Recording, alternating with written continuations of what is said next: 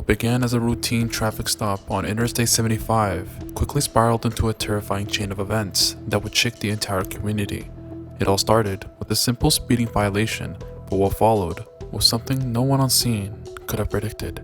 Okay, I am going to put you in my front seat. Before I do that, you mind if I pass down and show any weapons or anything on you? No. Alright, so what I'm going to have you do, go ahead and step up here with me.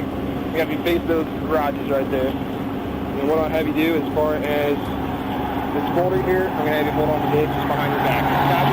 Not being placed under arrest. You could have put some handcuffs on? No, I'm not going to put you in handcuffs. Nope. I'm just going to put your hands right back here with your folder. There we go. There we go. Slap your hands like this. There we go. Man, I ain't never had this. I got you. Alright, so you don't have anything else to poke me, stick me, harm me, right? No. Okay. No, I got my puff on. Okay. Just gonna do this real quick.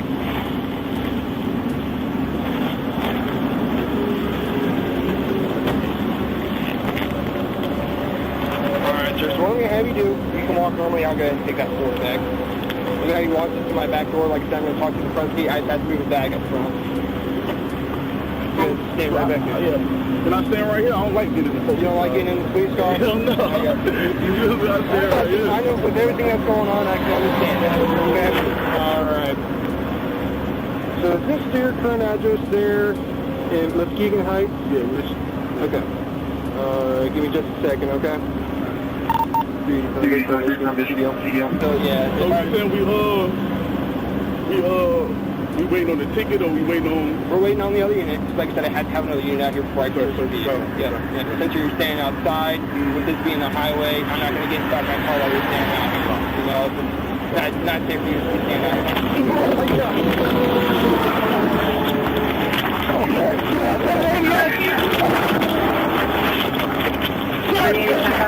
Get off me! Get off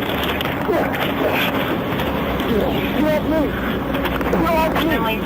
Get off me! Get off my taser!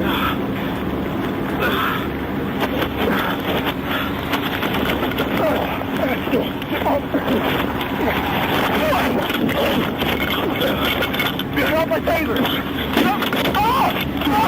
Okay! Get off me! Okay, go! Ow! Get off me!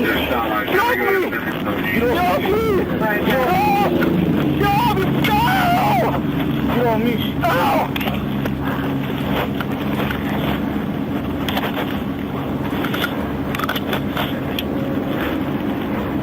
Well, 3 seconds. Right there now.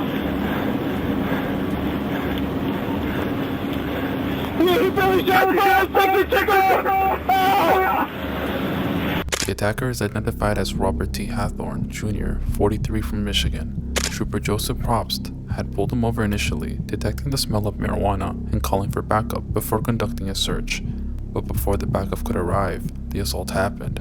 Hathorn shoved Trooper Probst over a guardrail and wrestled for his holstered firearm. Now he managed to fire a shot, striking Probst in the groin. The single moment triggered a massive 14-hour manhunt. Bourbon, and this is the vehicle that the suspect, his name is Robert Tremaine Hawthorne, used. So let me tell you exactly what happened. This all happened around 11 p.m. A trooper was asked to arrive at the scene for a traffic violation on Interstate 75, just past the Hancock County. A driver was in a black Suburban with a Michigan registration. Now that is when an altercation happened between the driver and this trooper, and the driver shot the state trooper. Now again, I'm in Findlay at County Road 140. Now the trooper is at the Blanchard Valley Hospital with non-life-threatening injuries. Right now we can see that they are pulling the black Suburban right here from behind this parking lot. It seems like it's like a little wooded area back here. They're towing the car, but the driver, Robert Hawthorne, is still out on the run. So anyone that knows the whereabouts of the suspect, you're urged to call the Ohio State Highway Patrol Findlay Post. But Stephen, I'm gonna stick around out here so I can get more information, and of course you can always follow us on air and online. Reporting live in Findlay, Zainab Shaib for WTOL. News crews arrive at the scene, showing the black Suburban Hawthorne has been driving. Reporters describe how the suspect fled into a wooded area, leaving citizens and officers anxiously searching for him. Now Hathorn is eventually spotted near a Walmart off of Interstate 75, and officers surround the area, but this time, ending the chase, leading to his capture. As the details of his actions came to light, the severity of his crimes became clear. Now Hathorn was actually charged with felonious assault, aggravated robbery, tampering with evidence, 2 counts of having weapons under disability, failure to comply, a devastating list of offenses.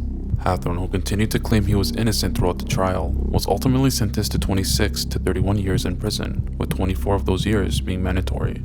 The charges against him painted a grim picture: 17 years for the felonious assault on Trooper Probst with a firearm, 7 years for aggravated robbery, and additional time for weapons under disability charges, fleeing the scene, and tampering with evidence. Now, we've learned a little bit more about him. Robert Hathorn. Records show he was just released from prison in April after serving nearly 10 years for assaulting a police officer in 2010. He also served another 3 years in prison from 2004 to 2007 for the same charge of assaulting a police officer, and was charged in 2000 with failing to register as a sex offender. The Highway Patrol says Hathorn had some injuries to his hand from a scuffle during yesterday's arrest and was taken for medical treatment. No word yet on when, or as we mentioned, he will be back in court on Tuesday. Now, the judge presiding over this case did not hold back.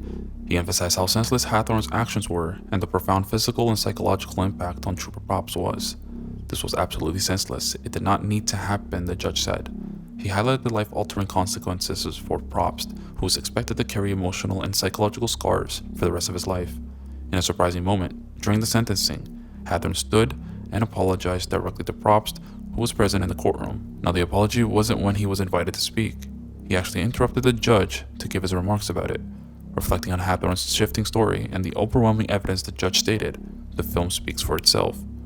Forensic evidence and expert testimony left room for no doubt. Hathorn's actions were clear and indefensible. Now, despite the apology, the court did not overlook his repeated denials or the weight of the evidence.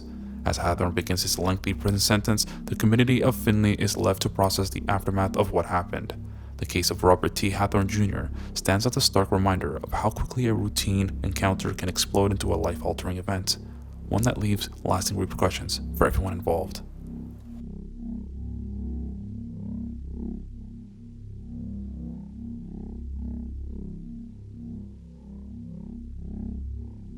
Thank you for watching this video. If you would like to see more content like this, please consider liking and subscribing to the channel.